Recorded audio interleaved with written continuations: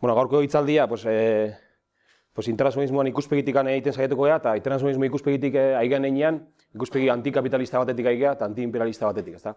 Internazionalismo ulertzeko modu bakarra hori baita.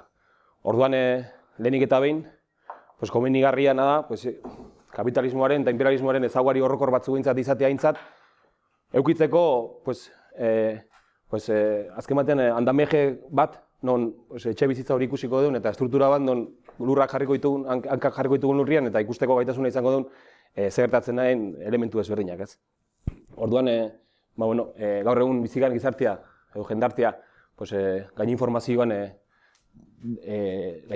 albiste iturri ikaragarria dazkau, baina kapazitateak ez dakau, hiek galbai batetik pasa, eta hori danak xetzeko eta jakiteko zer dan lastua, zer dan alea, eta kokatzeko leku gu nahi dugun interesen baitan, edo gure logika baten baitan. Hori da, azken batean, oinarri falta, formazio falta eta ideologizazio falta, ez? Momentu honetan bizigan, jendarte eredua, orokorrean, esan dezakegu hori, ezaugarri horiek dauzkala, ezta? Eta ezaugarri horiek egin zuzen ere, bizigarako kapitalismoaren nagusitasun erabateko batean. Gaur egun bizigan gizartean, da kapitalista, eta askotan ahazte zaigu, nun bizigan eta zein dan, ze sistema ekonomiko, politiko, sozial daun horren atzetik, ezta? Eta egikotzat jotze ditugu zenbait elementu, aztertzeko, horren baitatik aztertzeko joerarik izan gabe, ez? Orduan, krisian nagusitasun batean biziga eta bestetik baita ere, gaur egun 2007tik hona esan dezakegun krisi kontestu batean, ez? Eta krisi horrek izan ditu bi ondorio nagusi. Bat, herri barrutara begira edo estatu barrutara begira, gaur egun ezautzen nahigan burrizketa guztiak, eta bizkat ongizatean eredu hori, gizki ditutako ongizatean eredu hori nola bizkanaka daidan desagertzen, eta azkenengo ondarrak baino etzeskidun gehatzen, eta bestetik kanpora begira, imperialismoan estrategia berriak eta golpe estatu berriak, mekanismo berriak, eta askotan ulertzeko zail zaizkigunen bide batzuk aida jorratzen gaur egun imperialismoa, ezta. Labur esatearren, komenigarria da pasaurretik zer den imperialismoa azaltzea, zer den kapitalismoa, ze sistematan biziga, ezta. Azkenean, guk zer produzitze duen, nola produzitze duen eta zertarako produzitze duen aztertu gabe, eta hori da, gaur egun gure hemen inguruan dazkaun elementu guzti horiek nork, zertarako eta nola produzitze duen kontutan hartu gabe, oso zaila da gizarte baten azterketa egitea. Daude beste azterketa motatzuk egiteko aukera, baina produzio ereduarena da basikoetako bat, ezta? Askotan aintzat ez dan hartzen. Eta hor, bi eredu nagusi daude, bat da zapalkuntza ezan oinarritzeana, hau da, kooperatibismoan edo denalako elementutan, baina inor zapaltzeztun elementu batzutan, da bestea da zapalkuntzan oinarritua dona. Eta hor, zoritxarrez, gu hortan oinarritu izan geha gure historian zehar, eta hor, historian zehar ezautu izan dira elementu ezberdinak, bat izango itzateke esklabutza garaian, ezautzen zen zapalkuntza hori, eta hori izan nagusia justu langile edo lan egitezun pertsona horren jabe, euneko unian, eta berak itizena zen, jateko eman pixkat, eta edateko eman, eta bizirauteko eman behartzuna, eta bitartean bere laneskuak itizun guztia behantzago zen, ezta? Beste eredua izango itzateke feudalismo garaian gertatzen zena, kasu hortan izango itzateke, noblezia batek izango itzateke lurren jabe, eta etorriko itzateke nekazari bat lan egitea bere lurzarutan, eta horren trukian, babes baten, edo babes militar edo alako segurtasun baten aitzakian, nekazari horrek eman beharko lioke uztaren zati handi bat noble horri, ezta? Eta kapitalismoa berriz gertatzeana da, sistema produktiboak edo produzio eredu mekanismo horiek diala pribatuak, eta beste guztiok gatzi dugun bakarra dela gure laneskoa saltzea eta gure laneskoa eskaintzea, ezta? Hortara behartuta gaude, gure ongi izateko elementu horiek lortu ahal izateko, ezta? Eta hori da oinarrian sistema kapitalista batek egiten duena, ezta? Garbi dago, noblezian gertatzen bezala, sistema kapitalista baten irabazi horiek, hau da, langile horren kontura ateratako irabazi horiek, inbertitu beharra daukala hain zuzen ere, badolako kompetentzi bat merkatuan, beste eredu, beste zapaltzaile batzun baitan, ezta? Beste burgesia batzun baitan.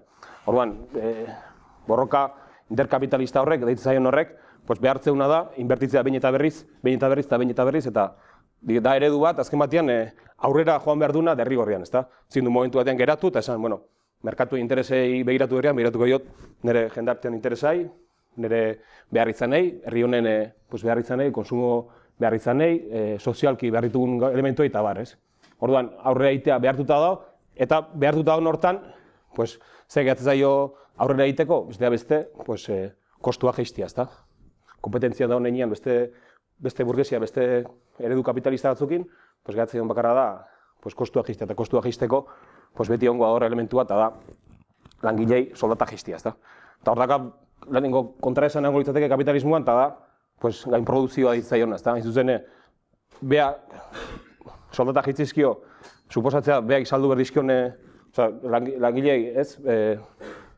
Soldata jetxiko iot, eta gaina beha da erosiko una, ezta? Eta nola soldatak egotak gehiago jetxi, nola erosteko gaitasunak jeistea, eta hori izan zen, adibidez, lehenengo krisi kapitalista ezautu ginuna, 70. hamarkadan, gain produzioana, eta horretik esateana, kapitalismoa behar dakala bere barne mailan kontraesan bat beti da hona, ezta? Hain zuzen ere, beti horrengoana. Nola kostua jetxi, eta nola erosteko almena jetxi ala, nola egiteun aurrea sistema batek, ezta? Hori da kontraesan bat hor dakana, eta horre eukiko una beti, ezta? Ez da holako, beste erabateko helburuei jarraitzen, ez? Baizik eta merkatua beak agintzen duena. Bueno, bestetik, naturan elementu ere aipatu behar da, ez? Guk bizikak ekosistema batean, non infinituki aurrean behar duen sistema batean bizika, baina gure inguruan dazkaun elementua finitua dira, amaituteia. Ordan hor dago beste kontraesan bat, kasu honetan ez da barne kontraesan bat, bizik eta kanpoan gertatzen da, kapitalismoak amalurrarekin dakana, ez da? Beti dira, epe motzeko plantamentuak egitutuna kapitalismoak, nola benan lorpen gehiago epe motzoago batean, eta kasu hortan naturan zikluak ez dira holakoak, naturak beste ziklo batzu azka, orduan sistema bat, esango du, injustua dela, gutxiengo batek gehiengoa zapaltzeurako, ez dela bideragarria aipatu dituen elementu kontraesan korreo egingatik, eta gainera, garamatza, hondamendi batea, eta hori horrela da. Kapitalismoak garamatza, hondamendi batea, honi ezpazaio buelta ematen, akabatuko dugu munduarekin. Eta hori da, errealitate bat, kontuan hartu behar dena, nahiz eta ikuskera zabalago bat izan, edo askotan gure egunerokotasunetik abstraitzea asko kostatzen zaigunez. Hori, pixkat, produzio ereduai behituta, sozialki noski, ez da eredu bakarra zapaltzen gaituna langile izatea edo gure laneskoa saldu beharra izatea. Noski gero ere, badia beste zapalkuntza batzu sozialki, emakumea zapalkuntza, ezta? Eta hor ere, aipatu, azken batean, beste zapalkuntza bat ere emateala, kasu honetan, gizonak emakumean gane emateana, eta, nahiz eta paraleloki, bi sistema ezberdin izan, elkar ere elikatziala. Sistema kapitalistak badaka beharra gizonak emakumea zapaldua egoteko, behar hori baduka, hain zuzen horregatik bestea beste lanpostuak, lan berdinagatik gutxioko horretzen da, hain zuzen horregatik reproduktiboak ez diren lan guztiak, urasoen zaintzak, umeen zaintzak eta beste gehatzea emakumeen eskutan, hain zuzen ere, behar dulako sistema batek ere, eukitzea zapalduak bere baitan, ez? Kasu honetan emakumeak rol hori betetzeu sistema hortan. Horrek ez du esan nahi, kapitalismoa erortzeak, patriarkatua erortzeak harriko duen bere gain. Baina, biak elkarra elikatzen dian bi sistema dira. Beste elementu bat elitzateke, sistema kapitalistena arrazismoa.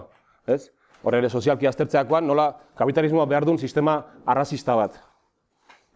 Zergatik guk nahi ez ditugun edo oso maila oso gutxi konsideratuta dauden lanak, beste batzuk egin alizatea, da sistemari ongi etortzeion zerbait, ez? Horretik, ikuste ditugu, guk egin nahi ez ditugun lan asko, edo sozialki eta ekonomikoki oso gutxi pagatuta dauden lanak, kanpoko jendeak egiten, ez? Hori hemen, baina hori Alemanian gertatzen da oraintxe, euskaldunekin ere.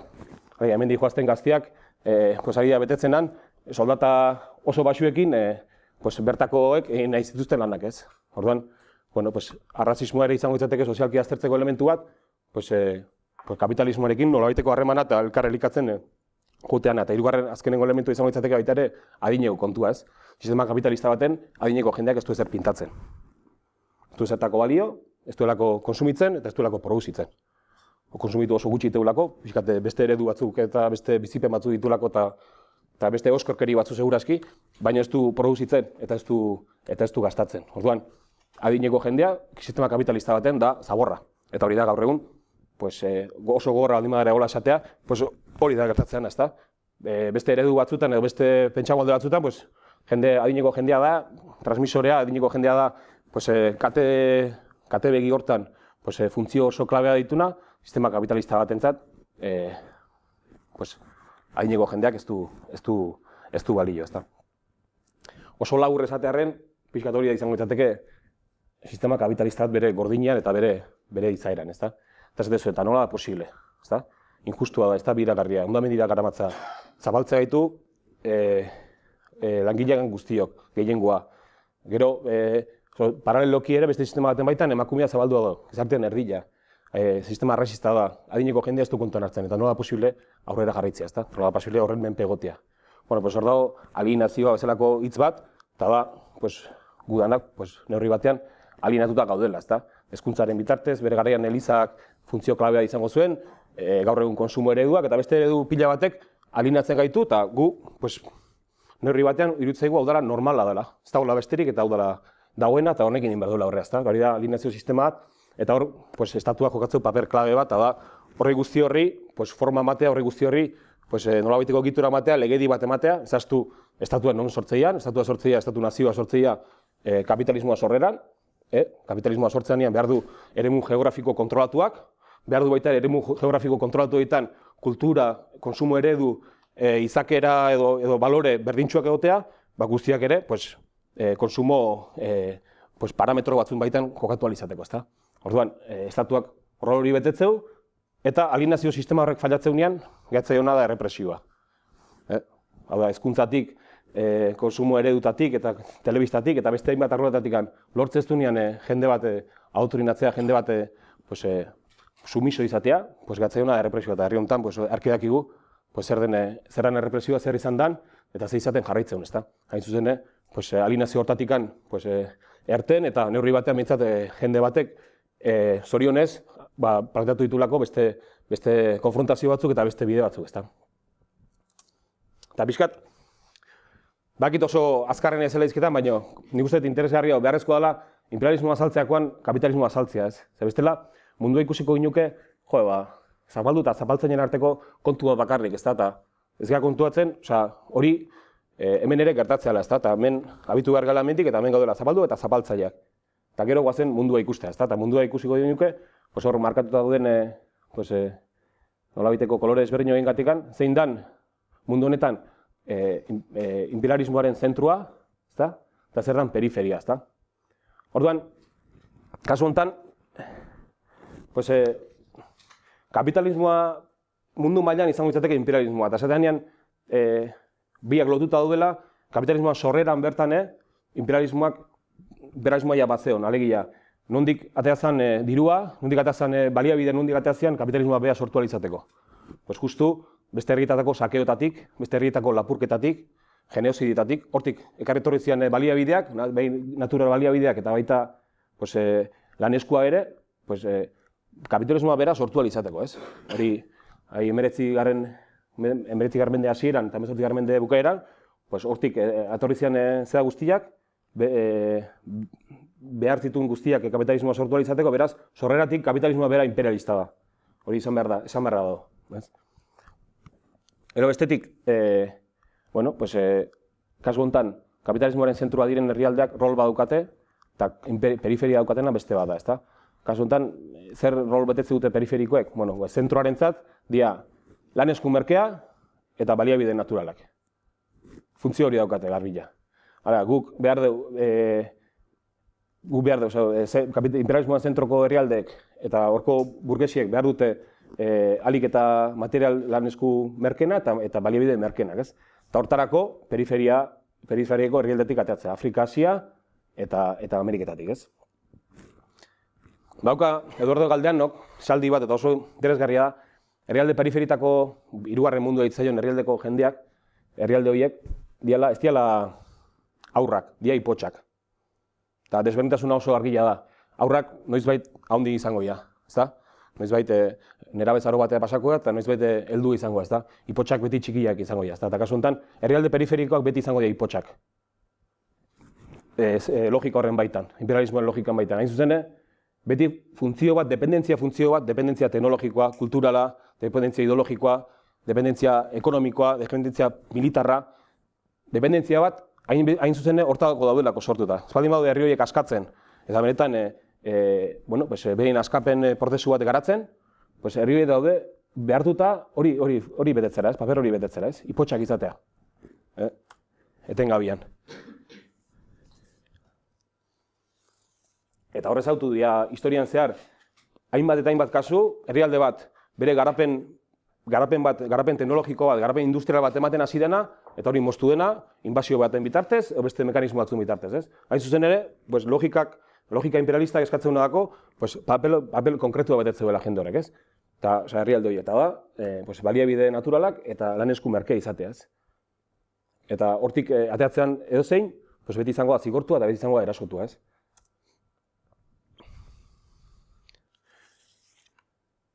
Bueno, pixkat adibidea ikusteko ere, hau izango izateke, barne produktu gordinaren araberako mundua, ezta? Pixkat ikusteko benetan, zentro eta periferia horrek, gero ze isladakan ekonomikoki iruditan, ez?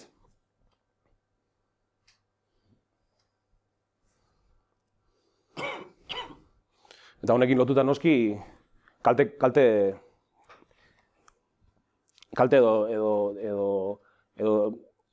ekologikoa, ezta? Zatea, zenbat mundu beharko genituzke gaur egun produzitzen dugun guzti horri eusteko, ez? Bueno, zenbat estatu batuek daukan barne produktu gordinaren arabera eta bere kalte ekologikoaren arabera zenbat estatu batua beharko lituzke, ezta? 11 esaten da. 11 estatu batu. Zenbat Euskal Herri beharko genituzke guk daukan konsumo eta gizarte ereduaren arabera. 3,5 Euskal Herri beharko genituzke, ezta?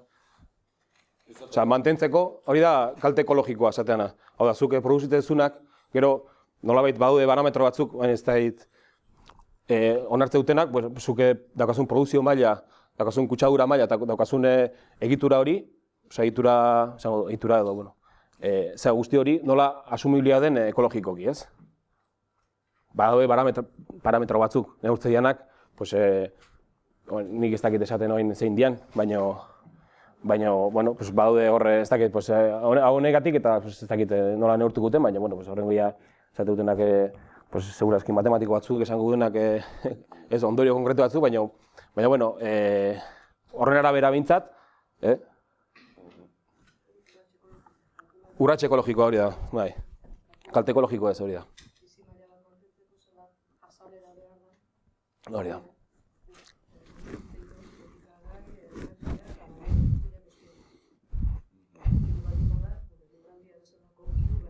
Hori da.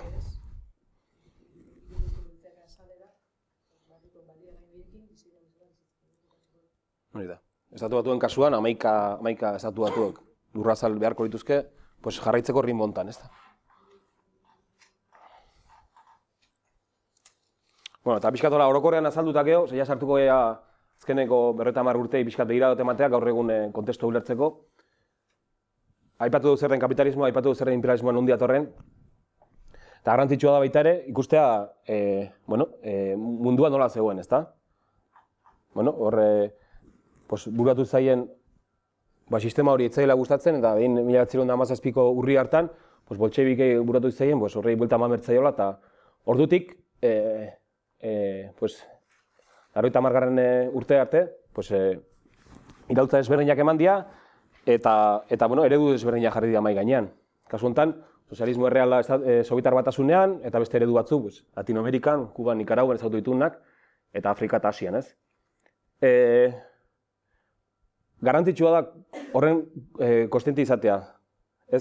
Ikuspegi nostalgiko bat gaitzeko, ez sartzeko orain kontraesanetan, kontraesanak ere gozialako eredu Sobietaren ere, baizik eta konturatzeko,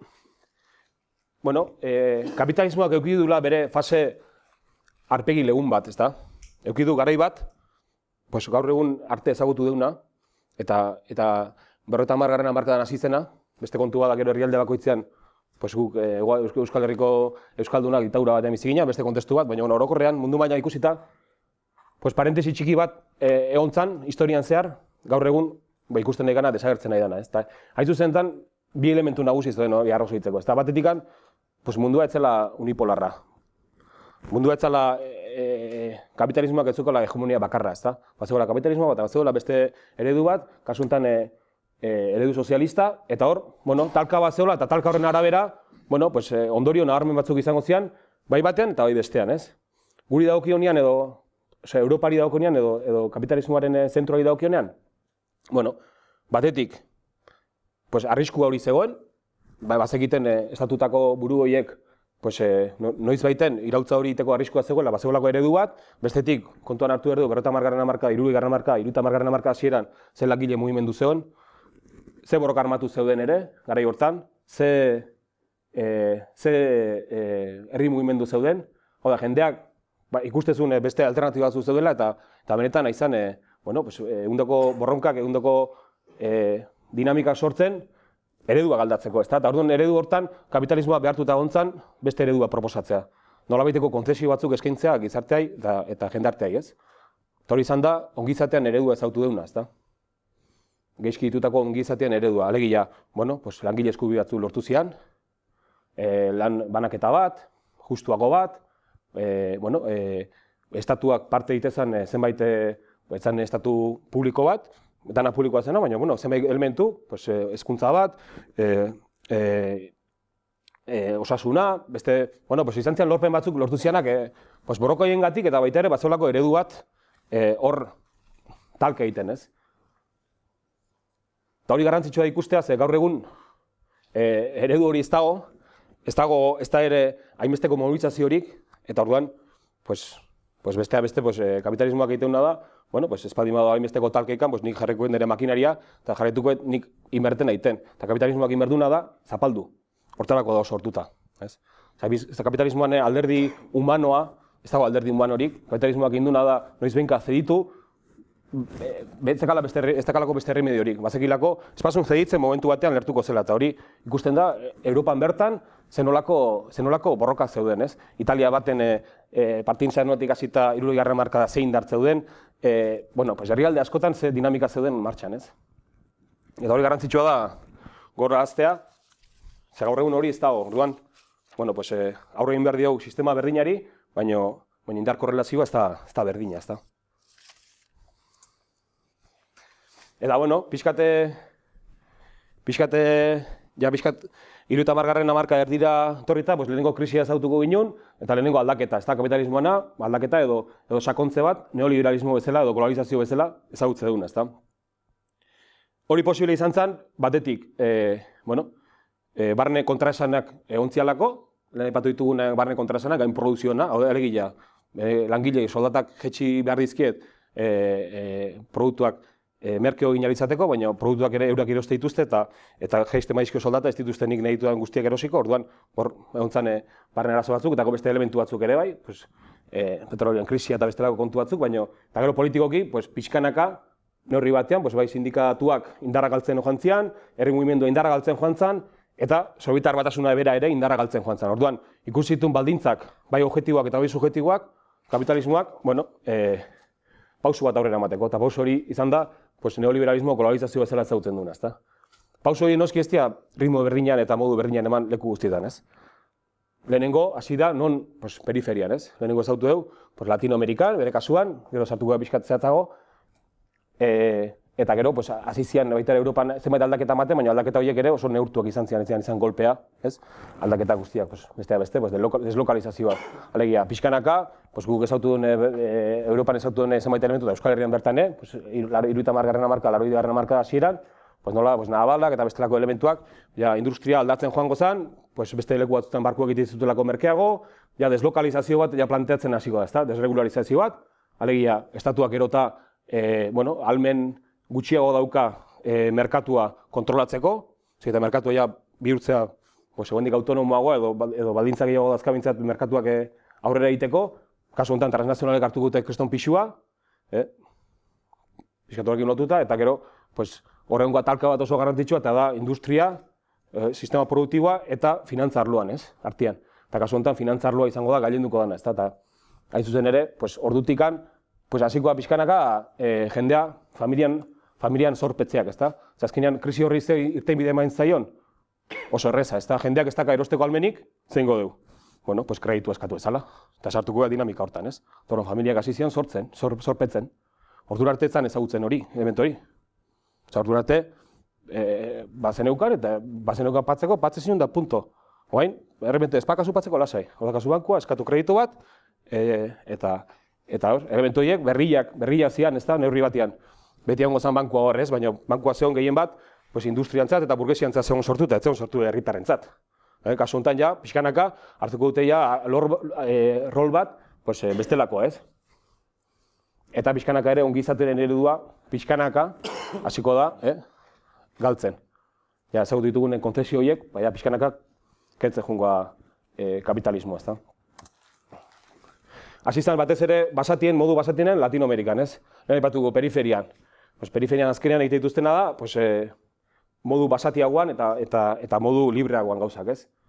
70. hamarkadan, bai Argentina, Chile, Brasil, Uruguay, hainbat eta hainbat herrialdetan kolpestatu eman gute, bertan batzeudelako baita ere antolatuta ehundoko indar iraultzaileak, hori moztu nahian, eta bestetik ere laboratorio batzuk planteatzeko, ezta? Eta laboratorio, neoliberalismoaren laboratorio batzuk. Eta orduan, aplikatu zituzten neurri berdinak, ari gaur egun ezautzen gu hemen. Orduan, jarri zituzten zea berdinak, ezta? Kanpo zorraren kontua, ezta? Baina, hainbeste entzuten nahi dana, hori, 70. hamarkadan, bai Argentina, bai Txilen, eguneroko kontu bat zen, ez? Nola, azken batean, bai munduko bankuak edo FMI edo globako bisako nazioarteko egiturak, hasi zian, herrialde bati esaten, ez, zuke bete berrituzu arlo hauek, privatizatu behar zu ura, privatizatu behar zu argindarra, privatizatu behar zu garraioak, hau eta hau, pixkat laboratorio bezala, pixkat berriz ere bueltatuz kapitalismo basatira, kasu honetan neoliberalismo deitzaion da, ezta? Eta Latinoamerika, izan zen, lehenengo aplikatu zen lehenengo zea, ezta? Noski gero, bai globalizazioako eta bai neoliberalismoen aplikaziorako telekomunikazioak ere betute rol bat oso garrantzitsua, ez? Nola lortze dugu globalizatzea gure eredua, hor dakau mekanismo bat, dela telebista, gaur egune zautitugun teknologia eredu guztiak, horrek azkartu du ikaragarri, ez? Ze hori, hainbeste kultura ezberdin eta hainbeste pentsakera ezberdin nola bateratu, lortu da, 30 urtetan lortute oso azkar, ez? Eta horrek telekomunikazioak hartu dute, keston paperi importantea horrez. Nola lortze dugu homogenizazio hori, McDonaldizazio hori, gaur egun, azkenean konsumitze duen musika, konsumitze duen elementu asko, guk herri ohituretatik eta herri izaeratatik eindakoak. Gehiena dira, bat oztena goitik eta zetutenak guain hilia olauki bat, eta guain alkandora hau dago modan, eta hau jantzi behar da, eta guain dantza mota hauekin behar dira. Horiek azkenean, independentemente gero herri bakoitzak horri nola egiten aurre eta hor sartu gabe, ezta? Herri kultura hortatik etatzean gauzak, sartu gabe hor, nahi pixkat orokorrean.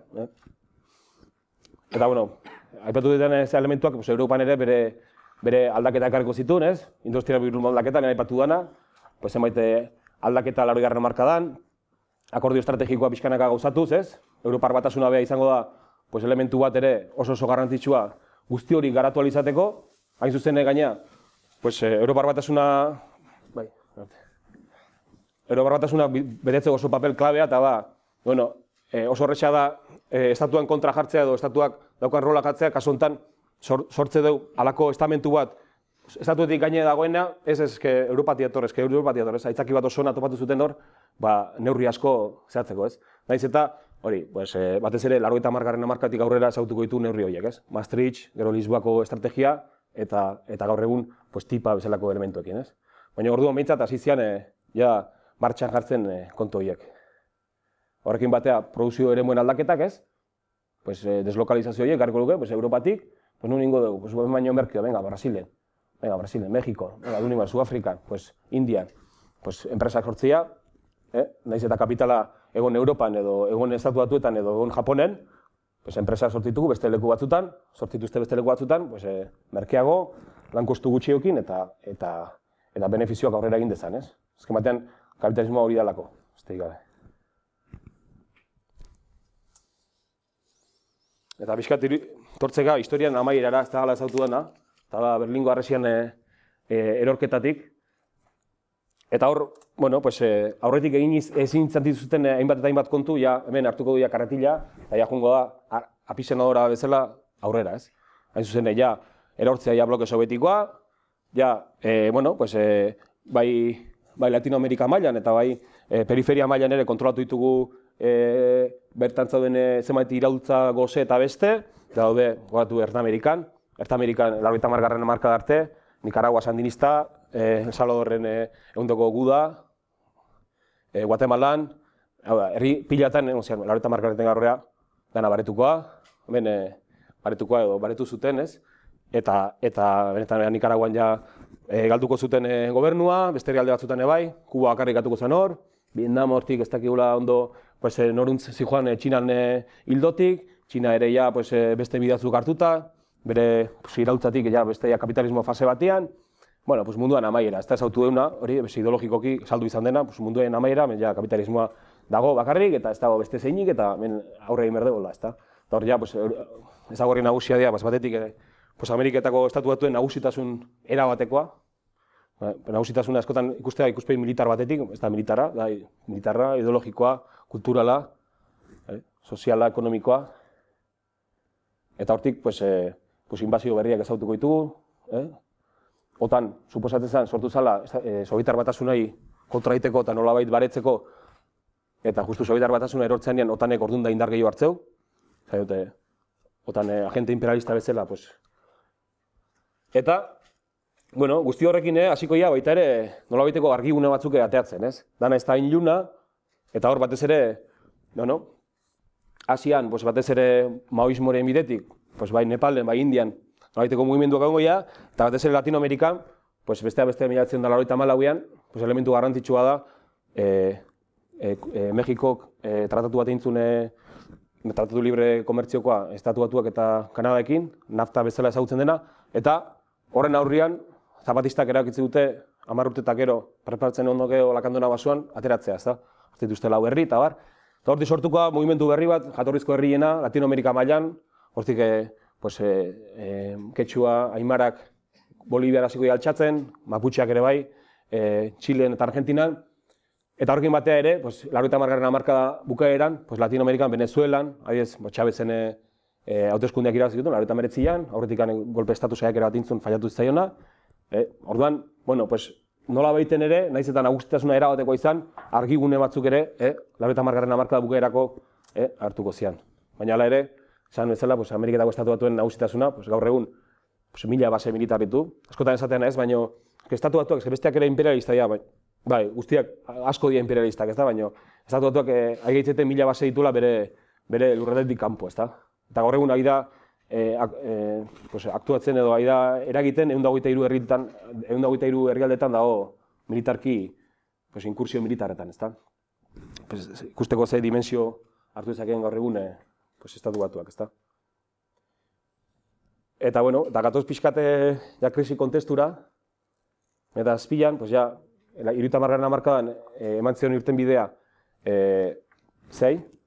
orduko krisi horri gain produzioan eta jendean erosmen almen falta horrei krisi horri eman zion irten bidea da finantza arlotik bideratzea, alegia sortzea bide espekulatiboa, eta bide espekulatibo horrek nolabait ere iteu tope bajotzeu, denok ezautu duen krisi hori gertatzea, eta hortik, gertatuko da,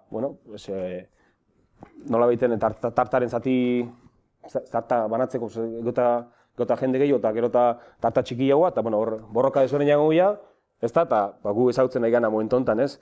Latinoamerika mailan, Asia mailan eta besteleko batzuan emantzian, periferian emantzian elementua ja erdigunean, imperialismoen erdigunean aideak gertatzen, ez? Gusten nahi gaia Irlanda bat, Portugal bat, Espainiar estatua bera, Grezia bat, gaur egun, bizi dela oso egoera antzekoan, Argentina, Chile edo bestelako herrialde bat gertatzen, privatizazioak, basatiak, inkluso estatu golpeak, ez da? Estatu golpeak edo gobernu aldaketak, ez da? Grezian eta Italian emantzian estatu golpe batzuk edo, gobernu aldaketa bat egontzian, Europako bankuak jarritakoak, ez? Beste teknokrata batzuk erakizun jartzia, aurretik antzeudenak oso iraultzailea zialako, baizik eta momentu batean molestatu zielako eta estatu golpe aldaketak, ez? Zauten nahi gara eraso desberdinak, Libiako ezautu ginen, Siria, Palestinakoa, Libano, gero beste estatu golpe batzuk, Ukraina, Venezuela, Bolivia, Honduras, Paraguay, Haiti. Eta pixkate, asmoa zan, pixkatu hain sakontzia gaurrengo kontestuan, eta hortik ez da irikitzia. Zik, guen ja galderak eta ja prestatzen. aipatzen duenean imperialismoa estrategia berriak, pues, gero sakondu du pixka gehiago, baina azkenean, berdina egiten jarraitzeko, ze mekanismo desberdin edo berri baliatu egitezken, ez da? Gaur egungo egoera da oso garbila, krisi kontestu honetan, Ameriketako Estatu Batuak galdu bere nagusitasun ekonomikoa, mundu mailan zeukan nagusitasun ekonomikoa galdutu, ez militarreki, oraindik da botere oso handiena duei gabe, gaur egun bere arma, militarki gastatzeuna Estatu Batuak konparatu leke beste herrialde guztiak, munduko beste herrialde gastatzen dutenekin, alegia, zenekea potentzia militar oso handia dela eta hegemonikoa da oraindik baina ekonomikoki galdu du bere nagusitasun hori, ez? Eta hain zuzen, estatu berriak, estatu emergente berriak daude eta Txina dago hor, ezta?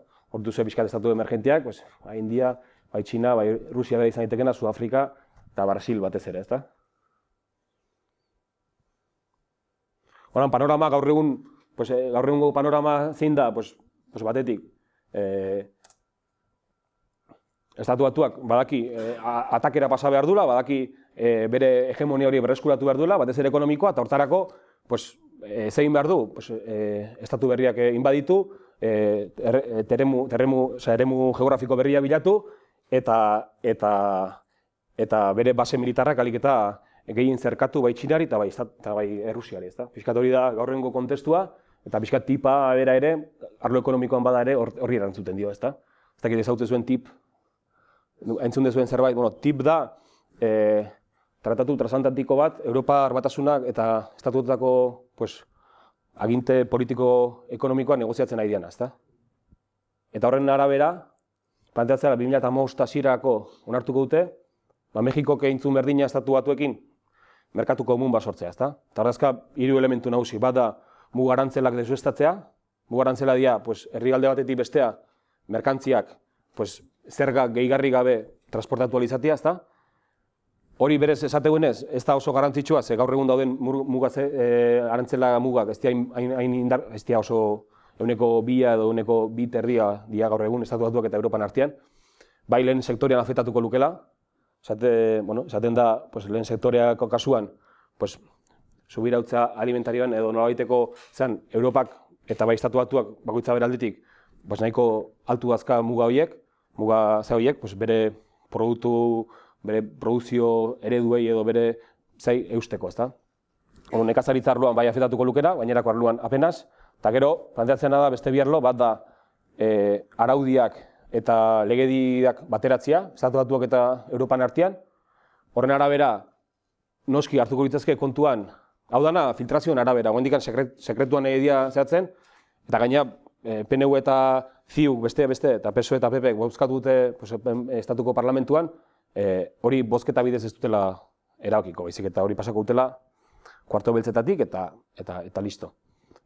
Orduan, legedi arauiek hartuko zian malguenak, hau da, merkatuarentzat, transnazionalentzat, alik eta bide errazenak zein dian, eta alik eta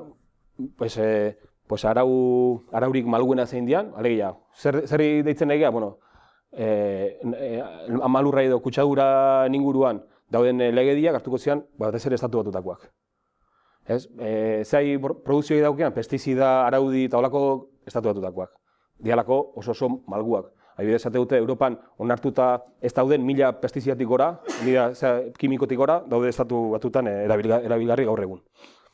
Beste zea batzuk, lan esparruan, ere, frakina beste bat.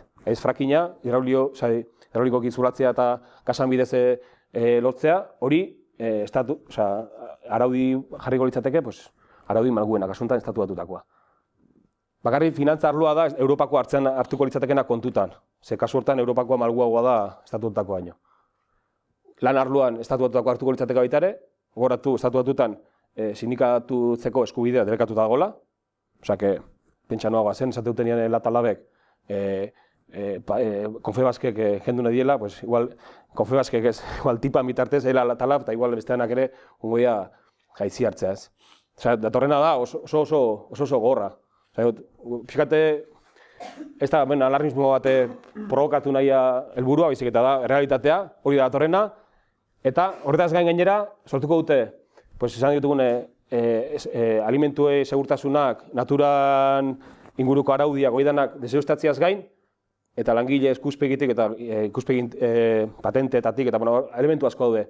Eta beste elementu oso garrantzitsua da, epaimahaiko batzu sortuko lituzketela, estatuak momentu batean transnazional batek estatuak epaitu ahal izateko.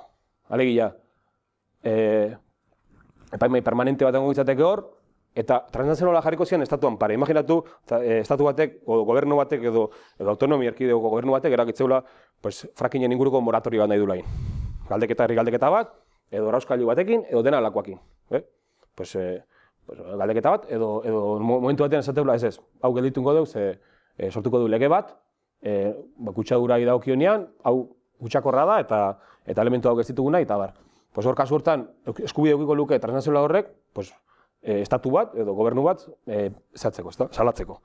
Eta epaimahai hori, dano dakigu epaimahai hori ez dela torriko herritik, torriko jala ja, momentatuko bela lau txiringito behin ondo egin izateko, eta horren arabera, epaimahaiko horrek erabakiko luke, zigilegia noez.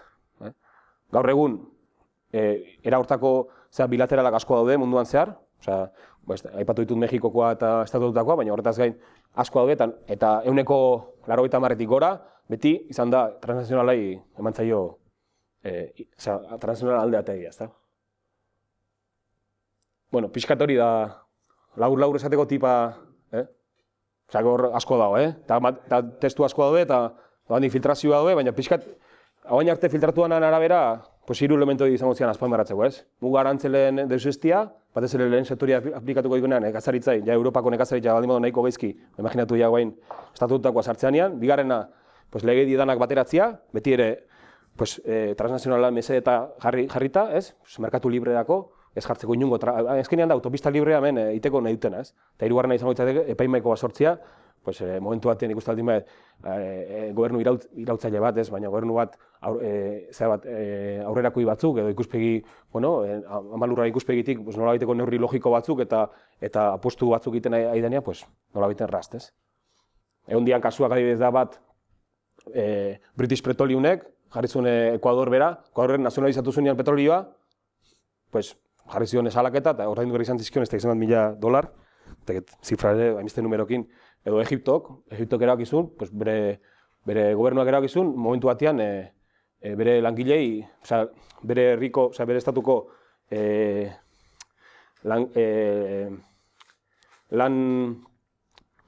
soldata minimoa igotzea, eta izan bat dirutan.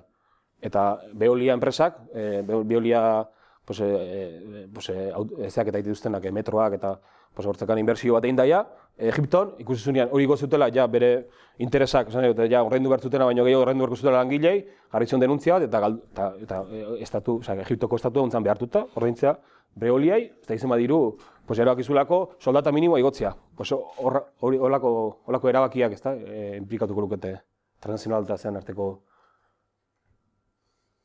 Eta horrekin zer nute bilatu, batetik, estatu batuak berriz berreskuratzea ekonomikoki, Europa hor iristea, eta Europako merkatu hori berreiztea, gero militarki ere noski, horrik ere, ez duelako bakarrik, hemen paktu ekonomikoak ez diko, ez paktu ekonomiko bezala, ez paktu polizialak, militarrak eta barrez. Kasu hortan, bere otanen inbazio, zabalpen geoestrategiko hortan, zerkatzea guendik gehiago Txina eta Rusia, ez da hori da bere helburua. Eta horrekin batea, bi tratatu da momentu enten negoziatzen estatu batuak. Eta beha da pixkat bisagra lan nahi teuna, batetik. Europarekin egingo lukeen tratatua, eta bestetik tratatua transpazifikoa. Transatlantikoa eta transpazifikoa, ezta? Hor ikusten zuen, justu momentu enten Latinoamerikan gatzeian herrialde atzerakoi bakarrak, ezta? Kolombia, Peru, eta Chile guain hauteskundeetan, baina Chile izango izateke, gero estatu batuak Mexiko eta zea, eta gero bestaldea, ez, Australiakin eta Japonekin, eta Koreakin, Hego Koreakin. Bi tratatu egin bitartez, nahiko luke kontraerasora berriz ere pasa, eta ekonomikoki berriz ere, estatu emergentu horien bilakaera hori, relantizatzeko gaidan, eta berriz bere hegemonia jomua jarriko lukeen. Eta, da bizkate sartzeka ja ez da bai dela, bizkate hori dena kontuan hartuta, galdera batzuk, ez da, batetik Bueno, pues, ikusten nahi gana gaur egun, ez? Islam politikoan erabilpena, ez? Ba, ikusi ginen Pariseko atentatua bera, ikusten nahi Boko Haramen papera, ISISen papera edo Al-Qaedaren papera, ezta? Ze paper betetze dute horiek, ezta? Askotan, emateulako eta oso garbi dirudilako, hori badakala erabin politiko bat, eta erabin politiko horrek erantzute diola imperialismoari, ezta? Osea, imperialismoa sortutako elementua diala, frogatzea oso zaila den arren, kasu batzutan badago frogatuta, Talibanen kasuan ikusi zen bezala edo Al-Qaedako hasierako urtetan, baina hor bai, badago hausnarketa bat egiteko, ezta? Bueno, ez nola urte gutxitan edo 2 hamarkada pasatxotan, herrialde arabiarretan ezkerrak zuen indarra eta Nasserren garaitan eta beste bananismoa edo bestelako ideologia batzun baita, nola mundu arabiarrean bazeuden planteamendu iraultzaile batzuk, nazionalista batzuk, eta hori guztiak gaur egun bilakatzen ari dian islamizazio prozesu batean, eta hori ikusi daiteke Palestinan bertan, ikusi daiteke Sirian bertan, Iraken bertan, ikusi daiteke Libian bertan, eta hainbat herrialdetan, ezta? Nola, azkenean, ze elementu bilakatu dian, gisa hortako erakundeak, ez? Erakunde edo eragileak, eta zein interesak betetze dituen, ezta? Bestetik estatu kolpe berriak, eta egite horako Ukrainiako kasua, ezta? Nola, Europan bertan ere, gobernu bat paretik egin zuten, ultraeskundarrak egontzian hori mugitzen, Europar Batasuna eta Ameriketako estatuetako laguntzarekin, jartzea, eta ez da zer pasatzen hemen, horre daun gatazka, 5.000 hildakotik gora daude mai gainean, horrek sortu zituen dinamikak, eta baita ere Donbasen eta beste eremu batzutan hartutako bideen arabera aurkaitea eragizutelako fasismo horri, nahiz eta erresistentzia horietan ere gisa guztietako elementuak egon, baina batzuk Rusiaren aldekoak, besteak antifasismoa bultzatzen dutena, baina bai gutxienez frente egiten dionak estatu golpe fasista horri, Sirian gertatzen ari da ikusten ari gea, zein izango diteke urrungo estatu golpea, Iran izango da, azkenean oso epe mutzean ikusi ditugu herriak pasatzen, ez dakit bere garaian estatuetako agintari militar batek egin zioten elkarrizketaten, esan zuen hauek dira herrialdeak momentu honetan jomuan daudenak eta banan nahi dira danak erasotzen, ez? Libiako kasua, Siriako kasua, Libanoko kasua, eta bar. Bestetik ere ikusten nahi Europan bertan fasismoan goraka da, ez? Nola torren. Ez da kasualitatea, eta horrek ere, segurazki islamo politikoarekin ere nolabaiteko harremana baduka bultzatzeko fasismo bat, nolabaitean kalean ere mantentzeko tensio bat eta guitzeko konfrontazio bat ezkerretik sortu ditezken dinamikei, ikuspegi fasista batetik, eta hor, nolabaiten ere, Grezian ikusi da, ikusten ari gara Frantzian ere nola ingo duen gora, ja nahikoa bazion gora, eta beste hainbat herrialdetan ere fasismoa ze indar hartzen eta ze gaurkotasun dakan fasismoak, eta oso beldurtzekoa da, noraino iritsi dan. Geuk ere izan ditzaku planteamendu batzutak askotan arrazistak eta fasistak, ez? Sartzen ari dela pixkanaka ideologikoki eta dozein kalean, eske horiek kulpa kentzei gute lana eta ez dakiz zer, eta horiek zianak diskurso batzuk oso urruntze duenak gaur egun ikuste ditugu, ostia, gero eta gertu, ezta? Gero eta kuartilako bat ematik igual entzungo dugu, ez dakiz zer, hori da pixkanaka fasismoare aidala barneratzen, ez? Eta ez gala gai hori aurre ikusteko eta horri frente egiteko maila ideologiko batean behar bezala, ez? Nahiz eta saiakerak egitean, ez? Eta bestetik noski ere, hor daude ezkerran susperaldiak, edo Euskal Herrian ezautze ditugunak, baina baita Latinoamerikan, baita Grezian, eta inkluso Estatu Espainolean baitan ere, ez?